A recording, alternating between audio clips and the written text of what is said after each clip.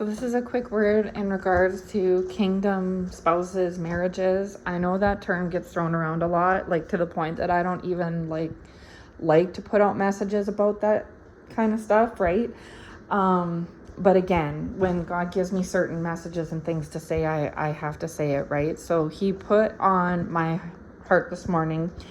I don't even want to use like kingdom spouse specifically. I'll just say like partner, like God ordained partner. I like that because it's who God has chosen or ordained for you.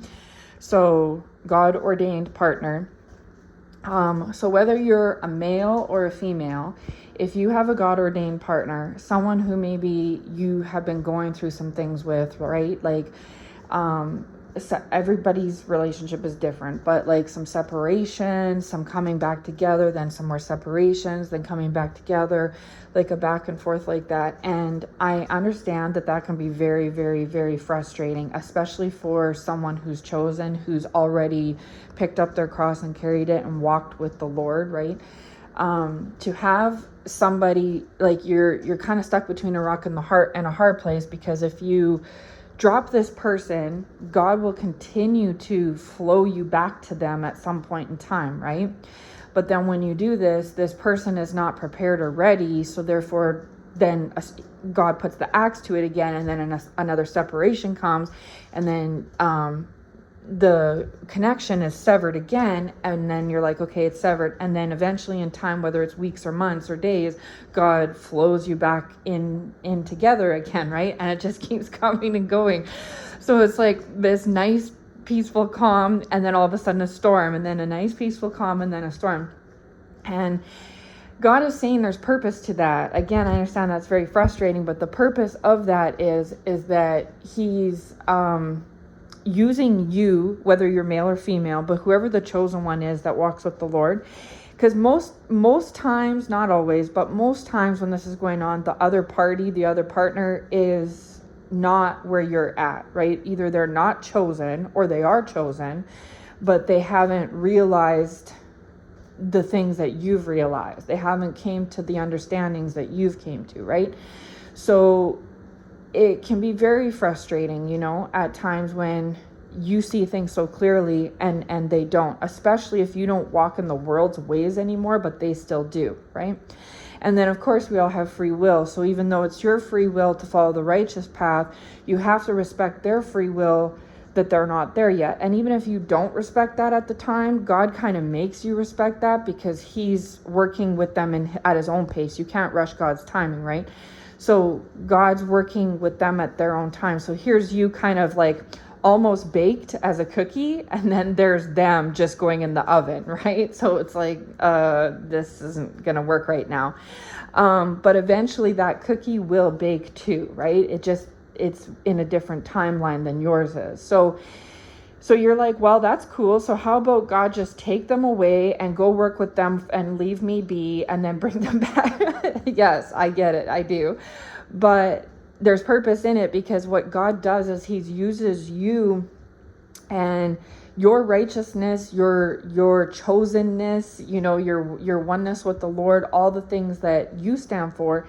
He uses that as a model and an example, as like a muse to the other party, right?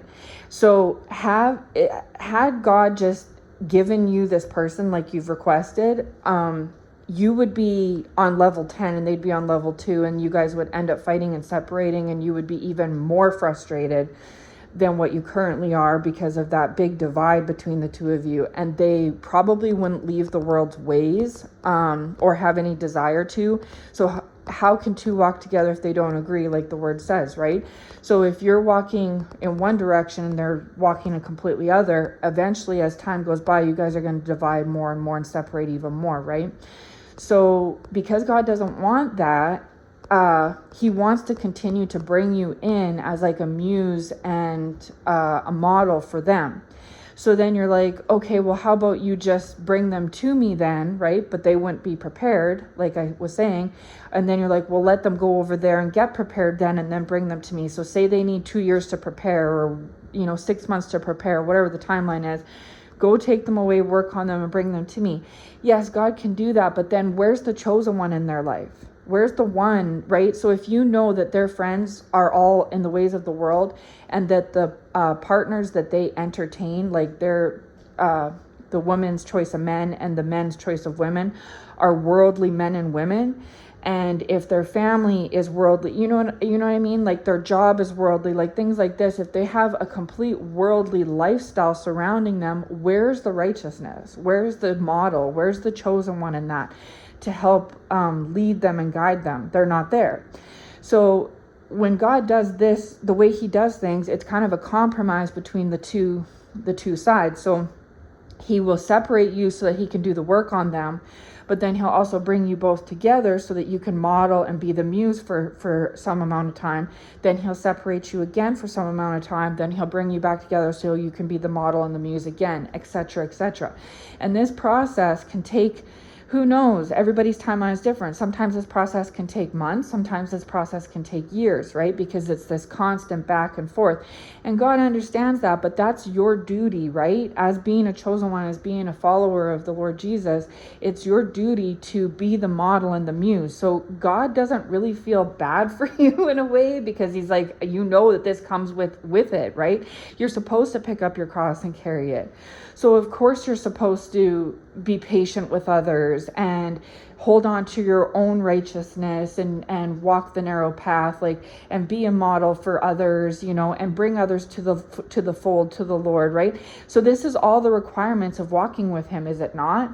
So therefore he doesn't really have sympathy for you when you're having to go through this ebb and flow with your God-ordained partner, because in his mind, he's testing you to see, can you really hold true to my, the values and stuff of following me, of what it entails.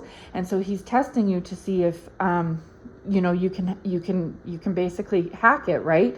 And you can, he knows that. He never gives more than you can bear. So he knows that you're set for this, even if sometimes you get in your flesh and you feel it's frustrating, right? And he understands that. He knows that it's frustrating, but at the same time, he must test you. And in that time frame, it's not all null and void. He's also testing them as well, right? And then you should be seeing growth. So when these separations happen, when you do kind of get back connected, you should be seeing some growth. Even if it's small growth in some areas, there should be some growth. And if it's not your God-ordained partner, then you should cut that person off, right? Because that's dead weight to you and your journey. However, if it is your God-ordained partner, you see this growth, but yet it's not enough growth where you're at yet, because you're still growing too. Right? It's not like you're just sitting there on the sidelines. God's growing you at the same time he's growing them. It's just in a different way. So you should be seeing some growth, right?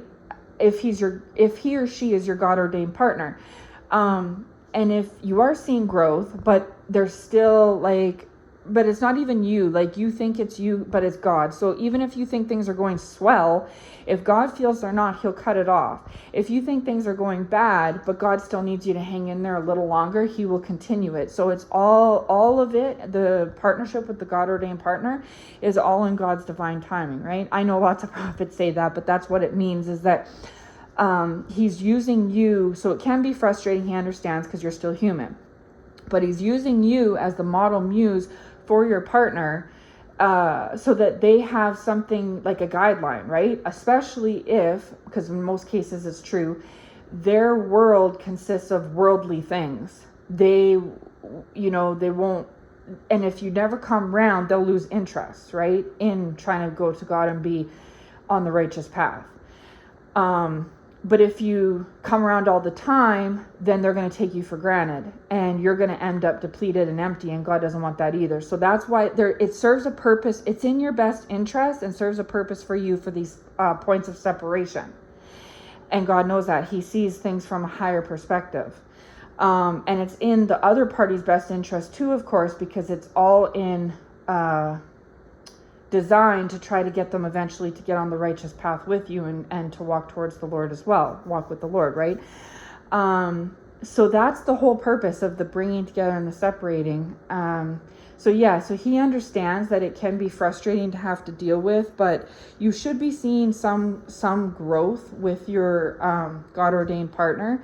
And if you are, then great. Try and work with God to try to like work with the timing of things, right? And if you aren't seeing it, just pull yourself back, because the other thing too is Satan has these partnerships he tries to, so as I explained, God has a way of handling these partnerships, right? But Satan wants to try to take over it, because anything that's good he can't stand, so he has to try to overcome things. Plus, he already lost you as the chosen one. You no longer walk in the world's wicked ways anymore. He's already lost you on his team, so he doesn't want to lose the other party on his team either, right?